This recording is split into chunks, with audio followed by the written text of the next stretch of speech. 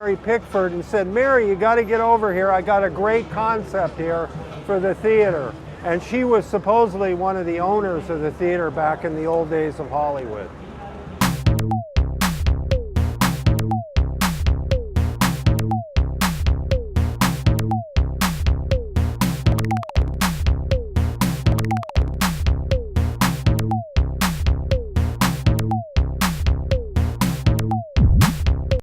Well, no tour of Hollywood would be complete without the Kodak Theater, which is the new home of the Academy Awards.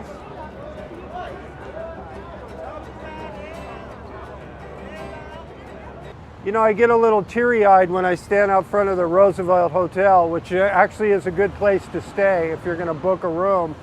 Johnny Grant used to live in that hotel all his life, and he was the honorary mayor of Hollywood, and he said to me, "Dennis, you got to hurry up and get your name on the Walk of Fame. You got to be famous. You got to hurry up, Dennis. I'm getting ready to retire."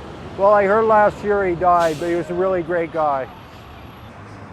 We're outside of Musso and Frank, the oldest restaurant in Hollywood since 1919.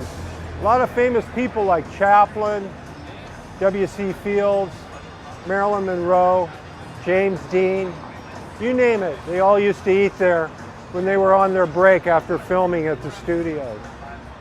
This is the home of Paramount Pictures, where a lot of the big budget movies in Hollywood have been made. People like Eddie Murphy, Tom Cruise. Well, me not yet, but maybe tomorrow. It's a great studio, and it's like a whole city inside. And they have a great cafeteria where you can walk around and meet people. In the old days of Hollywood, it's true that Jack Nicholson used to have an office on the lot, and he'd go around and shake hands with everybody at lunch in the commissary. And he met a lot of connections, and that's how he met Robert Evans. Robert Evans, in those days, was the head of Paramount. Well, it's known to be a truth that if you step through those gates of Paramount, you're going to be a big star in Hollywood, and maybe even all over the world. This is Raleigh Studios, the home of United Artists, which was founded by Charlie Chaplin, Mary Pickford, and Douglas Fairbanks, and I think a few others.